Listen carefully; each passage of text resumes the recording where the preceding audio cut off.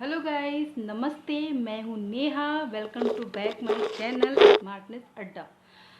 So guys, मैं आपसे एक टॉपिक पर बात करूँगी आज। तो उस टॉपिक पर बात करने से पहले मैं आपसे ये बोलना चाहूँगी, अगर आपने मेरा चैनल लाइक एंड सब्सक्राइब नहीं किया है तो गाइस प्लीज़ कर लीजिए। और अब मैं आपको बताती हूँ कि मैं किस बारे में आपसे बात करना चाहती हूँ। तो सो गाइस, मैं आपसे एक बहुत ही अच्छे टॉपिक पर लेकर के बात करना चाहूँगी, जो आजकल के सारे पेरेंट्स अपने बच्चों के बारे में सोचते हैं एंड करने की कोशिश करते हैं। तो मैं आपको बताना चाहूँगी, अपने बेटे को आप या अपने बच्चों को आप या अपनी बेटी को आप डॉक्टर बनाइए, इंजीनियर बनाइए एंड वकील बनाइए, पुलिस बनाइए, बहुत सारे प्रोफेशन है, आप वो बनाइए, बट कभी एक्टर नहीं बनाइए।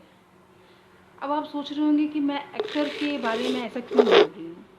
तो सो गाइस, मैं एक्टर के बारे में ऐसा इसलिए बोल रही हूँ क्योंकि अभी सडनली आपको पता है कि सुशांत सिंह राजपूत अभी दुनिया में नहीं हैं, जो कि बहुत ही अच्छे एक्टर थे और किसी भी फैमिली बैकग्राउंड से बिलोंग नहीं करते थे जो शुरू से एक्टिंग कर रही हो। वो एक नॉर्मल साधारण सी फैमिली के थे और उन्होंने बहुत मेहनत करी, बहुत स्ट्रगल किया, उसके बाद वो इस इंडस्ट्री में आए और उन्होंने एक अपना पाँव जमा करके रखा। और उनके इस मतलब उनकी एक्टिंग के लिए क्या बोला जाए, मेरे ख्याल से बहुत सारे फैंस हैं उनकी एक्टिंग के। मैं भी हूँ, मुझे भी बहुत अच्छे लगते थे, उनकी एक्टिंग बहुत अच्छी लगती थी। एंड मेरे बेटे को भी उनकी एक्टिंग बहुत पसंद है। मेरे बेटे को उनकी MS धोनी मूवी बहुत अच्छी लगती है, क्योंकि वो उन्होंने काफ़ी हद तक उस मूवी में इतना बढ़िया काम किया है कि मैं क्या बोल सकती हूँ, आप सबको ही पता है। तो मैं ये क्यों बोल रही हूँ कि एक्टर नहीं बनना चाहिए। गाइस, हमारे बच्चे जब सपने देखते हैं ना, तो हम लोग उनको साकार करने के लिए ईड़ी चोटी का जोर लगा देते हैं। हम पूरी कोशिश करते हैं कि हम अपने बच्चों का सपना साकार कर दें, उनके अच्छे भविष्य के लिए जो वो चाहते हैं उनकी लाठी बन जाएं और हम उनके साथ साथ चलते रहें।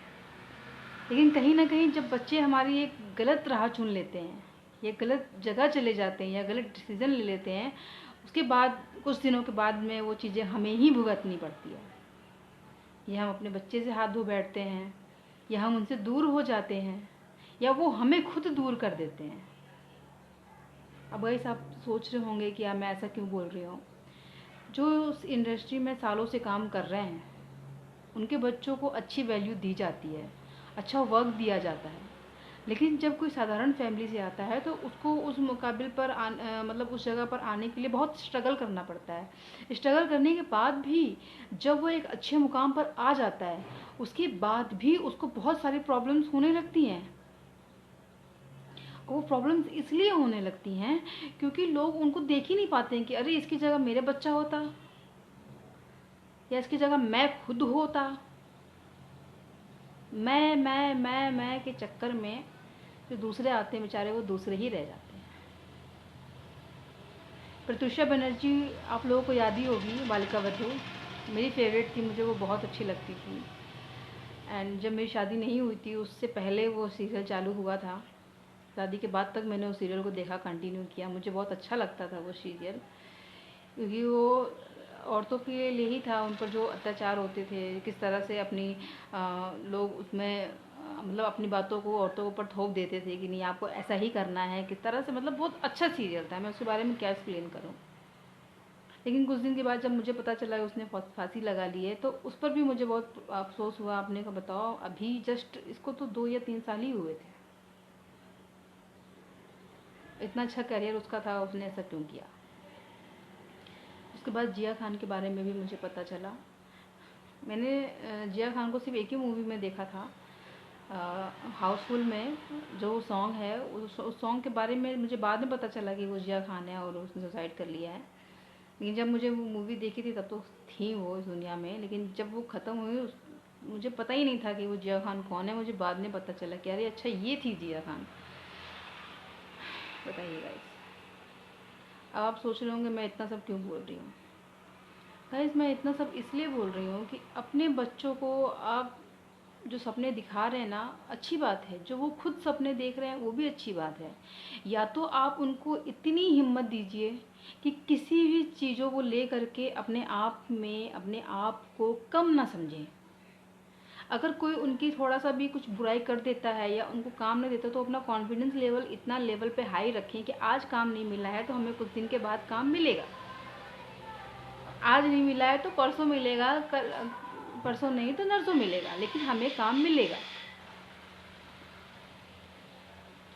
या तो आप उनको इतनी शक्ति दीजिए लड़ने की, वो हर एक चीज़ों से, हर मुसीबत से लड़ करके अपने आप को निखार सकें, तो ठीक है। लेकिन अगर आपके बच्चों में 1% भी ये आ जाता है कि यार मैं इतनी मेहनत कर रहा हूँ, मुझे कुछ मिल नहीं रहा, हताश हो जाते हैं अपनी लाइफ से, तब ऐसा लगता है कि काश उनसे कोई बात कर लेता। तब ये लगता है, जब बच्चे चला जाता है तब लगता है कि काश मैं एक बार बात कर लेता। तो मुझे भी ऐसा लगता है कि प्रतिशा बनर्जी को किसी ना किसी से, ऐसे बंदे से बात कर लेनी चाहिए थी जो शायद उसका माइंड चेंज कर सकता था। जिया खान को भी ऐसे ही करना चाहिए था, और स्पेशली सुशांत सिंह राजपूत को। उसको तो मुझे लगता ही नहीं है कि उसने सुसाइड करी होगी। मुझे 1% कहीं से नहीं लगता है कि उसने सुसाइड करी होगी। और इसी को ले करके सारे फैंस ने उनको सीबीआई जांच के लिए बोला गया है कि उनके फैंस उनके इस जांच को लेकर के आगे बढ़ें, इसे पता चले कि उसको किसने मारा है। आई होप उसको उसके बारे में पता चले और उसको उस चीज़ में न्याय मिले। लेकिन काश अगर वो किसी से बात कर लेता, काश वो अपनी चीज़ों को किसी से बता देता, तो शायद वो इस दुनिया में होता।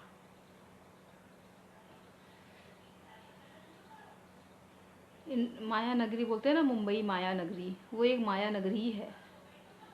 जो उसमें खो गया कभी वापस नहीं आता, लेकिन जो उसमें खोने के बावजूद डटा रहा वो शायद आगे जाता है। अक्षय कुमार को समझ लीजिए, वो भी किसी फैमिली से बिलोंग नहीं करते हैं, उन्होंने बहुत मेहनत करी, लेकिन वो आज भी डटे रहें, वो अपनी हिम्मत बनाए रखें, आज भी डटे रहें वो, और आज भी वो कितनी अच्छी अच्छी मूवीज़ करते हैं। लेकिन कुछ लोग शायद इतने मजबूत नहीं होते हैं। तो अगर आप अपने बच्चों का कैरियर बनाना चाहते हैं तो एक्टिंग को छोड़ करके कहीं किसी और कैरियर के बारे में उनको राय दें। और लेकिन अगर बच्चे आपके जिद करते हैं नहीं मम्मा मुझे एक्टिंग ही करनी है, तो आप अपने बच्चों को वो हिम्मत दीजिए जो शायद सुशांत, प्रत्युषा और जिया में नहीं थी। वो हिम्मत दीजिए कि उस चीज़ से वो लड़ते रहें, लेकिन हार नहीं माने, और कभी भी अपने आप को वो नुकसान नहीं पहुंचाएं। इसके नुकसान पहुंचाने के बाद में आपको कितनी तकलीफ़ होती है, क्योंकि आपने उनको जन्म दिया होता है, आपने उनको पाला होता है, आपने उनको पोषा होता है।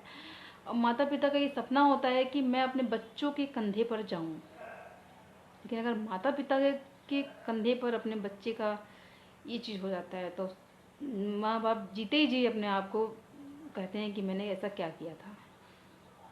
तो गाइज़ प्लीज़, अगर आपको मेरी 1% भी बात अच्छी लगती है तो प्लीज़ गाइज़ आप इस चीज़ को समझिए। अगर अपने बच्चों को कैरियर देना है तो बहुत ही अच्छी से, समझदारी से दीजिए, और कोशिश करिए कि उनको वो हिम्मत दें वो आगे चल कर के वो गलती नहीं दोहरा पाए। बस गाइज़ इतना आप कर दीजिए। Thank you so much guys. Okay bye. Like and share subscribe कर दीजिए और बेल आइकन दबाना बिल्कुल ही मत भूलिए। Bye guys.